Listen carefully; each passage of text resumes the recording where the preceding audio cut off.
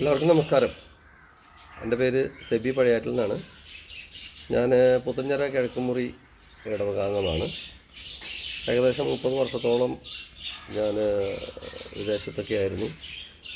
അതിനുശേഷം നാട്ടിൽ വന്ന് സെറ്റിൽ ചെയ്തിട്ടിപ്പോൾ 12 വർഷത്തോളമാകുന്നു. അപ്പോൾ സാധാരണ ഒരു ക്രിസ്ത്യാനിയെ പോലെ തന്നെ ഞാനും പള്ളിയുമായിട്ട് ഒത്തിരി അടുപ്പില്ലെങ്കിലും എന്നാൽ ഒട്ടും അകലത്തിലല്ലാത്ത രീതിയിൽ നമ്മൾ ഞായറാഴ്ചകളിൽ പള്ളിയിൽ പോകുന്നു. നമ്മുടെ ആ ഒരു ക്രിസ്തീയ പാരമ്പര്യം അനുസരിച്ച് ജീവിച്ചു പോരുന്നു. എൻ്റെ കുടുംബവും അതനുസരിച്ച് മുന്നോട്ട് പോയി. അപ്പോൾ ഞാനിപ്പോൾ ഇങ്ങനെ ഒരു വീഡിയോയ്ക്ക് മുന്നിൽ വന്നത് ഞങ്ങളുടെ ഇടവക ദേവാലയവുമായി ബന്ധപ്പെട്ട് കഴിഞ്ഞ 10-12 വർഷമായിട്ട് അവിടെ നിലനിൽക്കുന്ന കുറച്ച് പ്രശ്നങ്ങളുണ്ട്. അപ്പോൾ അത് പലപ്പോഴും നമ്മളിങ്ങനെ സോഷ്യൽ മീഡിയയിലൂടെയൊക്കെ സംസാരിക്കാറുണ്ട്. പക്ഷേ ഇപ്പോഴത്തെ ഒരു പോക്ക് അതിൽ വളരെ മനവിഷമമുള്ളതുകൊണ്ടും നമ്മുടെ ഈ ക്രിസ്തീയ പാരമ്പര്യം അടുത്ത തലമുറയിലേക്ക് തന്നെ എത്തിച്ചേരുമെന്ന് സംശയമുള്ളതുകൊണ്ട് ഞങ്ങളുടെ ഇടവകയിൽ നടക്കുന്ന പല കാര്യങ്ങളിലും അഴിമതിയുണ്ട് എന്ന് ഞാൻ വിശ്വസിക്കുന്നതിൻ്റെ പേരിൽ കുറച്ച് കാര്യങ്ങൾ ലോകത്തെ അറിയിക്കാം എന്ന് വിചാരിച്ചിട്ടാണ് ഇപ്പോൾ ഞാൻ ഈ വീഡിയോ ചെയ്യുന്നത്. ഒന്നാമത്തെ കാര്യം, ഇപ്പോൾ ഞങ്ങൾക്ക് 50 വർഷം പഴക്കമുള്ള ഒരു ഇടവക ദേവാലയം ഇവിടെ ഉണ്ട്. അപ്പോൾ അത് 3000 സ്ക്വയർ ഫീറ്റ് തൊട്ട് താഴെയാണ്. അപ്പോൾ ഞങ്ങൾ 601 വീട്ടുകാർ മാത്രമാണ് ഈ ഇടവകയിലുള്ളൂ. ഇത് അത്ര വലിയ പോഷ് ഏരിയ ഒന്നല്ല. വളരെ കുറച്ച് പേര് മാത്രം അത്യാവശ്യം പൈസ ഉള്ളവരുണ്ട്. ഭൂരിഭാഗം ആൾക്കാർ ഇവിടെ സാധാരണക്കാർ ആൾക്കാരെ, കൂലിപ്പണിക്ക് പോകുന്ന ആൾക്കാർ വരെയുണ്ട്. അപ്പോൾ ഈ പള്ളി 601 വീട്ടുകാർ വന്നു കഴിഞ്ഞപ്പോൾ വിശേഷ ദിവസങ്ങളിൽ പള്ളിയകത്ത് സ്ഥലം കുറവാണ്. അപ്പോൾ അതിൻ്റെ സൈഡിൽ പന്തലൊക്കെ ഇട്ടിട്ടാണ് നമ്മൾ ആ കുർബാനയും കാര്യങ്ങളൊക്കെ ചെയ്ത് പോകാറ്. പിന്നെ പള്ളി 50 വർഷമായി കഴിഞ്ഞപ്പോൾ അതിൻ്റേതായ പഴക്കം സംഭവിച്ചിട്ടുണ്ട്, സൗകര്യങ്ങൾ കുറവാണ്. അപ്പോൾ അതൊന്ന് പുതുക്കി പണിയണം എന്നുള്ളൊരാശയം വന്നു കഴിഞ്ഞപ്പോൾ ഈ പള്ളിയിലെ കുറച്ച് ആൾക്കാർ, ഈ പള്ളിയായിട്ട് എപ്പോഴും കുറച്ച് പേര് വല്ലാതെ അങ്ങ് ചേർന്ന് നിൽക്കുമല്ലോ. അപ്പോൾ മാറി വരുന്ന അച്ഛന്മാരുടെ കൂടെ ഓരോ ടീമുകളുണ്ടാവും. അപ്പോൾ ഇവിടെ കുറച്ച് പേര് അവരുടെ ചില സ്വാർത്ഥ താല്പര്യങ്ങൾ സംരക്ഷിക്കാൻ വേണ്ടിയിട്ടായിരിക്കാം ഈ പള്ളിയോട് ചേർന്ന് കുറച്ച് സ്ഥലം ഉണ്ടായിരുന്നു. ഒരു ഏക്കർ 80 സെൻറ്റ് സ്ഥലം കിടപ്പുണ്ടായിരുന്നു. സിമിത്തേരിയോട് ചേർന്ന് കിടത്തിൻ്റെ സ്ഥലമാണ്. അപ്പോൾ അത് അന്നത്തെ ഒരു കമ്മിറ്റിയിൽ അവർ രഹസ്യമായിട്ട് ചർച്ച ചെയ്ത് ആ അച്ഛനെ ധരിപ്പിച്ചതെന്ന് വെച്ച് കഴിഞ്ഞാൽ ഇത് അമൃതാനന്ദമായി വന്ന് വാങ്ങിക്കും, മുസ്ലിംസ് വന്ന് വാങ്ങിക്കും. അപ്പോൾ അതുകൊണ്ട് നമ്മൾ ആ സ്ഥലം വിട്ട് കളയാൻ പാടില്ല, അത് പള്ളിക്ക് വേണ്ടി വാങ്ങിക്കണം എന്ന് പറഞ്ഞുകൊണ്ട് അത് 1 ഏക്കർ 80 സെൻറ്റ് സ്ഥലമുണ്ട്. അപ്പോൾ ഇതിൻ്റെ ഉടമസ്ഥർ അത് വളരെ ചെറിയ തുകയ്ക്ക് വിൽക്കാൻ അവർ പ്ലാൻ ചെയ്തിരുന്നതാണ്. പക്ഷേ ഇവർ കുറച്ച് പേര് ഇതിനകത്ത് ഇവർക്ക് കമ്മീഷനും കൂടെ കിട്ടാൻ വേണ്ടിയിട്ട് അതിന് വില കയറ്റിയിട്ട് അച്ഛനെ ധരിപ്പിച്ച്, പ്രത്യേകിച്ച് പൊതുയോഗ തീരുമാനമൊന്നും ഇല്ലാതെ അച്ഛൻ കൊണ്ട് ഇതിന് അഡ്വാൻസ് കൊടുക്കുകയാണ്. ഇതൊക്കെ ഞാൻ കേട്ട കാര്യങ്ങളാണ്, എല്ലാവരും സമ്മതിക്കുന്ന ഒരു കാര്യമാണ്. ഞാൻ ആ ടീമിലില്ലായിരുന്നു. അതിനുശേഷം ആ അച്ഛൻ മാറിപ്പോയതിന് ശേഷം വേറൊരു അച്ഛൻ ഇവിടെ വരുന്നു, ഫാദർ ജോസഫ് ചെറമേൽ. അദ്ദേഹം ചെന്നൈയിൽ നിന്ന് വന്ന് ഇവിടെ, അപ്പോൾ ആളുടെ കൂടെയും കുറച്ച് പേര് കൂടി നിൽക്കാനുണ്ടായി. അവർ ഈ ഇടവക ജനങ്ങളെ ഒരു ഭീതിപ്പെടുത്തുന്ന രീതിയിലാണ് അവരുടെ കാര്യങ്ങൾ അവതരിപ്പിച്ചത്.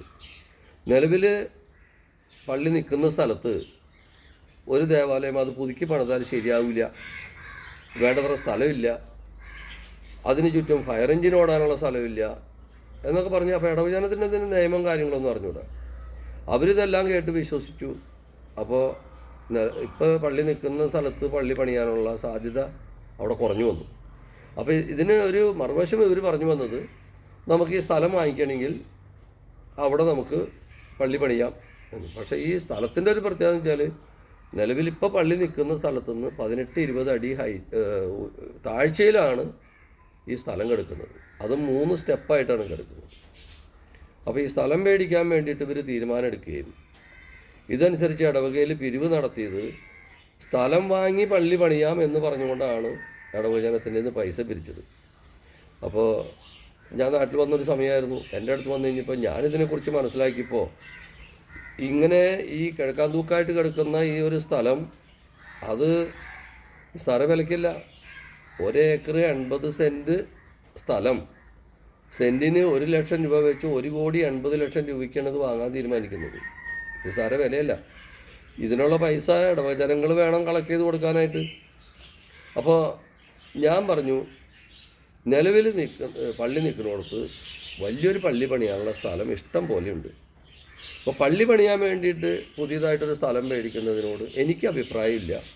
അതുകൊണ്ട് തന്നെ അതിനകത്ത് സഹകരിക്കാൻ ഞാൻ തയ്യാറല്ല എന്ന് ഞാൻ പറഞ്ഞു. ഞാൻ പൈസ കൊടുത്തില്ല. പിന്നീട് കേട്ടത് ഒരുപാട് പേര് അതിനകത്ത് സഹകരിച്ചിട്ടുമില്ല. കാരണം അവിടെ പള്ളി പണിയാന്ന് പറഞ്ഞു കഴിഞ്ഞാൽ ഈ 18-20 അടി താഴ്ചയിൽ കൊണ്ടുപോയി പള്ളി പണിത് കഴിഞ്ഞ് കഴിഞ്ഞാൽ അത് പിളർമ പണിത് കയറ്റി വരുമ്പോൾ വലിയൊരു സംഖ്യ ചിലവാകും എന്നറിയാവുന്നത് കൊണ്ട് ആണ്. പിന്നെ ഞാൻ പറഞ്ഞു, സ്ഥലം മേടിച്ചിടണോ? ഓക്കെ, നല്ല കാര്യം, വാങ്ങിച്ചിട്ടുള്ളൂ. പക്ഷെ അവിടെ പള്ളി പണിയുന്നൊരു തീരുമാനം നമ്മളത് 2 വട്ടം ആലോചിക്കേണ്ട കാര്യമാണ് എന്ന് പറഞ്ഞു. പക്ഷെ എന്നിരുന്നാലും പലപ്പോഴും ഒരു ഇടവകയിൽ ഒരു അച്ഛൻ്റെ നേതൃത്വത്തിൽ അച്ഛൻ പറയുന്നതാണല്ലോ പലപ്പോഴും വേദവാക്യങ്ങൾ. ജനങ്ങൾ കൂടുതൽ അത് ചിന്തിക്കാറില്ല. പിന്നെ എല്ലാവർക്കും പള്ളി പണിയണം എന്നുള്ളൊരു ആഗ്രഹമുള്ളത് കൊണ്ട് സ്ഥലം വാങ്ങി പള്ളി പണിയാമെന്ന് ഇവർ പിരിവ് നടത്തിയപ്പോൾ ജനങ്ങൾ നല്ലപോലെ സഹകരിക്കുകയും 6 മാസം കൊണ്ട് ഇവരിത് തീർ നടത്തി. തീർ 2 രീതിയിലാണ് നടത്തിയത്. അപ്പോൾ അന്ന് ഉണ്ടായിരുന്ന 3 കൈക്കാരന്മാരിൽ ഒരു കൈക്കാരൻ പറയുന്നു, അദ്ദേഹത്തിനെ ഒളിച്ചു വെച്ചിട്ടാണ് ഇവർ പല ആലോചനകളും തീരുമാനങ്ങളും എടുത്തത്. അദ്ദേഹത്തിനെ കൊണ്ട് ഇതിനകത്ത് ഒപ്പിടിക്കുക മാത്രമാണ് ചെയ്തേക്കുന്നത്. അപ്പോൾ ഇതിൽ സംശയാസ്പദമായിട്ടുള്ള രീതിയിലാണ് ഇതിൻ്റെ ഡീലിംഗ് നടന്നേക്കണതെന്ന് അദ്ദേഹം വെളിപ്പെടുത്തുമ്പോൾ ഇത് കേൾക്കാൻ ഈ വികാരിമാർ തയ്യാറല്ല എന്ന്.